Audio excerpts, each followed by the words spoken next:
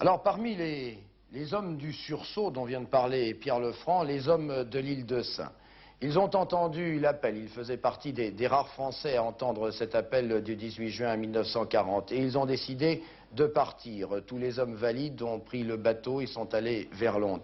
Et dans l'île de Sein, aujourd'hui, 40 ans après, on y vit encore avec ce souvenir. L'île de Sein, la baie des Trépassés, battue par les vents, agressée par l'océan, ici, c'est bien le bout du monde. 2,5 km de long sur 1,3 km de large. Et c'est de ce petit morceau de terre française, les 23, 24 et 26 juin 40, que 133 marins-pêcheurs ont répondu à l'appel du général de Gaulle. Un appel entendu sur l'unique poste de radio de l'île. C'était le 22. On n'a pas entendu le 18, mais le 22, quoi. Alors le 23, il y a eu un mouvement, quoi, pour dire que les Allemands, il y avait des rumeurs qui couraient à l'île que les Allemands allaient prendre les jeunes, les personnes de 17 à 50 ans pour être engagés dans l'armée allemande. Je ne sais pas si c'était vrai, mais enfin, alors nous, on a pris presque peur. Et tous les jeunes ont dit, tiens, bon, on va partir en Angleterre, quoi. Et le curé était en tête, quoi. Le curé était en tête. Alors c'est lui qui a déclenché l'alerte, comme on dit. Et puis le 24, au soir, on a pris 3 bateaux qui étaient à quai, puis on est parti vers l'Angleterre à 9h30 du soir, le 24 juin. On n'avait pas grand-chose avec nous. Je me rappelle, moi j'étais parti avec ces sogles là en Angleterre. Oui, oui. Et d'autres qui avaient des sabots de bois, ça dépend. Oui, oui.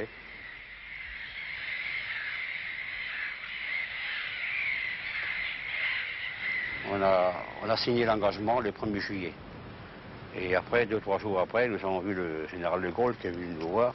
Et c'est là qu'il a serré la main des 300 ou 400 volontaires qui étaient là.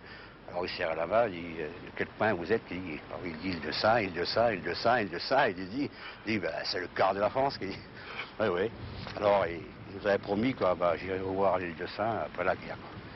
Puis il a tenu les promesses, il est venu en 46. Il est même revenu après en 60 pour l'inauguration du monument. Pendant ces 4 longues années de guerre, seuls sont restés sur l'île les vieillards, les enfants, les femmes. Une vie difficile sous la seule protection de Saint-Guénolé. On travaillait les champs, on avait des pommes de terre, les poissons avec les gens qui sont restés là, les vieux, nous donnaient des poissons. On n'avait pas beaucoup d'argent pour acheter les... Non, sûrement pas. Comme ce soir de juin 40, la corne de brume rythme toujours la vie des habitants.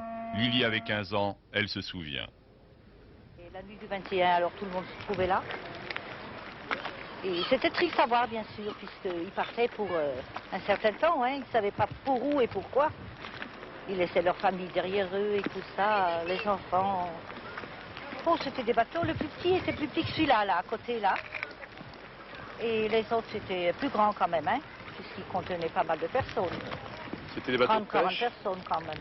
C'était des bateaux de pêche. Il y avait la Véleda, c'était le bateau pour ravitailler les phares. Et puis il y avait les Nessunes qui nous ravitaillaient l'île de Sein. Donc ils avaient pris de place à bord. C'était une nuit terrible, c'était un souvenir. Rien que d'y penser, ben, vaut mieux se taire des fois.